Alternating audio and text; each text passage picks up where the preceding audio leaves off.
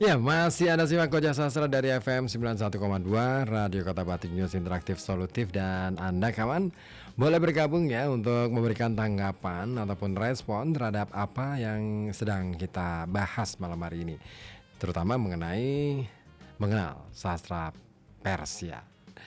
Saya sapa terlebih dahulu yang sudah bergabung, ada Pak Zainal di Banyurip ya. Selamat malam, selamat bertugas katanya. Mohon maaf lahir batin dan semoga aja salam sehat selalu ya. Oke.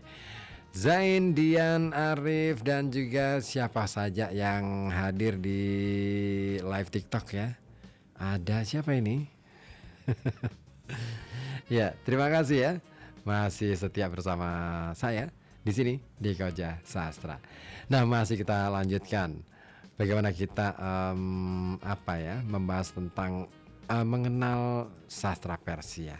Nah, tema ini saya suguhkan mengingat lagi anget-angetnya nih soal Iran ya.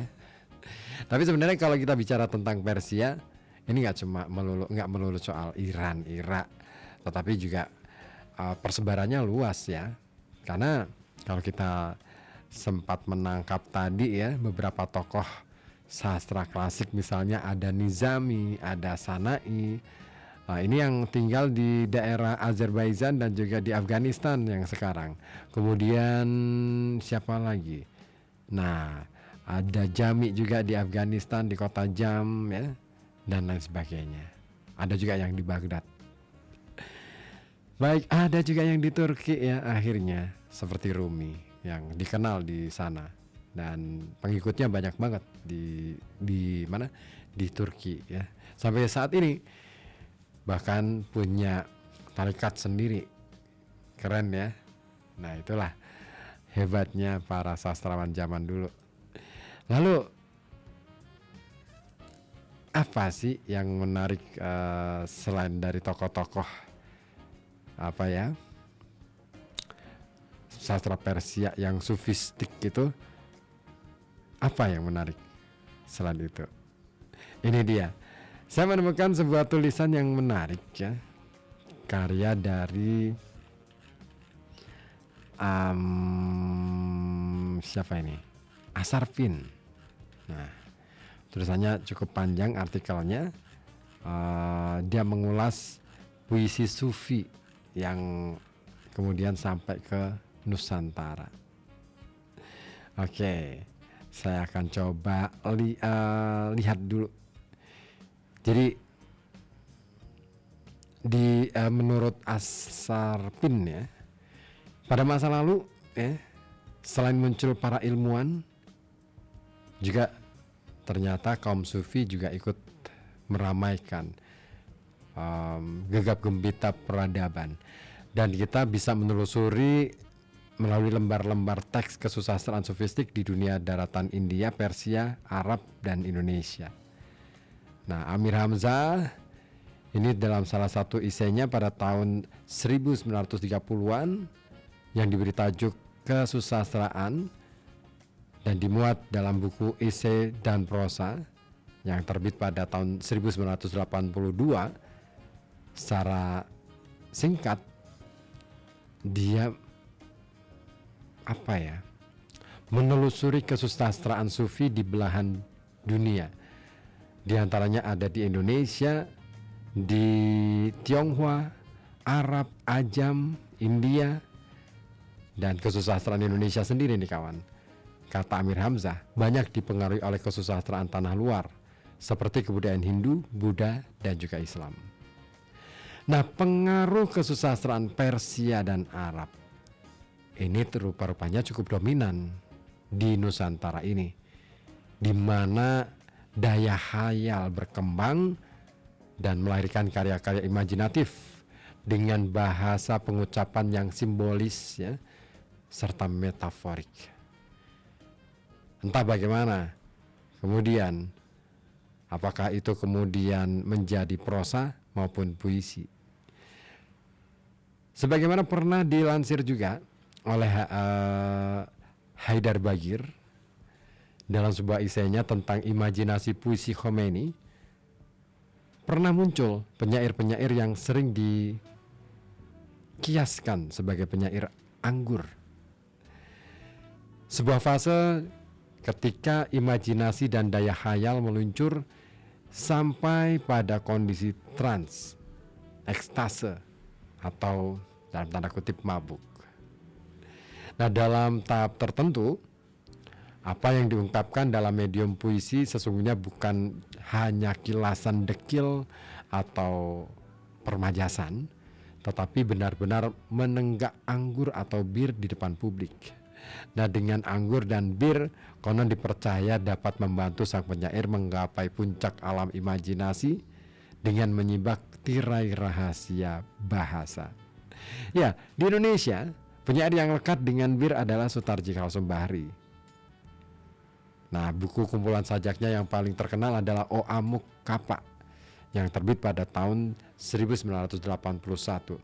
Dan dia ini cukup fenomenal ya, karena di dalamnya menampilkan 10 foto hitam putih tentang sosok Sutarji yang sedang membacakan puisinya sambil menenggak bir. Itu dulu. Kalau sekarang kayaknya udah enggak ya. Sudah bukan hanya soal sudah tua ya, tapi juga mungkin sudah lain lagi. Fase hidupnya sudah berbeda. Dan imajinasilah yang ternyata membuat puisi atau karya seni lainnya tampak berwarna-warni dan tidak jarang berbeda dengan keyakinan yang kita peluk. Kita mungkin tidak dapat masuk dan tidak bisa mengafirmasikannya dalam konteks keimanan. Tetapi tidak jarang karya prosa maupun puisi itu bersifat subversif terhadap tirani kekuasaan. Nah, puisi sunyi sama sekali tak betul jika hanya melulu sunyi diri tanpa memiliki hubungan dengan dunia solider. Bahkan sajak-sajak sunyi kadangkala justru menjadi suatu kritik laku ya, yang baik terhadap tatanan sosial. Namun kita nggak perlu membayangkan bahwa sajak-sajak cinta, anggur, dan bibir perempuan sebagai sajak yang mengepal tangan dan membahana bagai suara mikrofon. Justru dengan keheningan, dengan kesunyian, empati berjalan dengan tak disangka-sangka. Nah, itu tulisan dari Asarpin. Saya tidak perlu membacakannya sampai lengkap ya. Tapi menarik. Kajian yang disampaikan oleh Asarpin ini mencoba untuk mengulas puisi-puisi sofistik dari Nusantara dan Persia. Bagaimana kemudian kedua bangsa ini saling memengaruhi atau bahkan saling melengkapi satu sama lain. Nah, dia mencoba untuk mengurai mengenai bagaimana kemudian puisi-puisi sufi seperti karyanya Umar Khayyam, kemudian Rabi'ah ya, Adawiyah, Al-Adawiyah, dan lain sebagainya. Tapi saya menemukan juga tulisan lain yang juga patut untuk saya hadirkan ke ruang dengar Anda nih kawan. Ngomongin soal sastra Persia dalam lintasan sejarah. Ini pernah dimuat di Jendela Sastra, Media Sastra Indonesia, yang ditulis oleh si Halo Holistik. Ya, dalam esainya, dalam artikelnya dituliskan di situ bahwa dia mengakui bahwa ya kita mengakui lah ya, kebudayaan Persia ini merupakan kebudayaan salah satu di antara kebudayaan di dunia yang tergolong tertua. Begitu pula dengan kesusastraannya. Nah, pada awalnya bahasa yang digunakan adalah bahasa Avesta, yaitu satu dari dialek bahasa Iran purba yang digunakan untuk penulisan kitab suci agama mereka. Nah, pada zaman berikutnya ada bahasa Pahlavi atau Parsi yang dipergunakan dalam penulisan. Nah, bahasa Parsi ini termasuk dalam rumpun bahasa Indo-Arya atau Indo-Eropa. Nah, rumpun bahasa ini berasal dari dataran tinggi Iran Termasuk ke dalam rumpun bahasa ini adalah bahasa Sanskrit atau Sanskerta dan cabang-cabangnya di India seperti bahasa Hindi, Sindhi, Urdu, Bengali, dan lain sebagainya. Nah, bahasa-bahasa Eropa seperti Latin, Italia, Jerman, Belanda, dan lain-lain ini termasuk di dalam rumpun bahasa ini pula.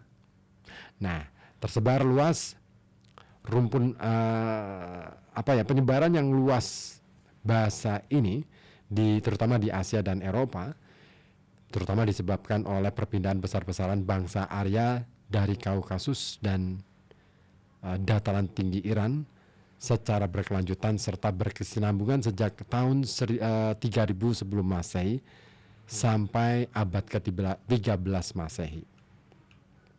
Tapi tahukah Anda dari mana nama Persia diambil? Ya, saya akan hadirkan ke ruang dengar Anda setelah kita simak bersama satu musikalisasi puisi yang dibawakan oleh Manusia Wicara.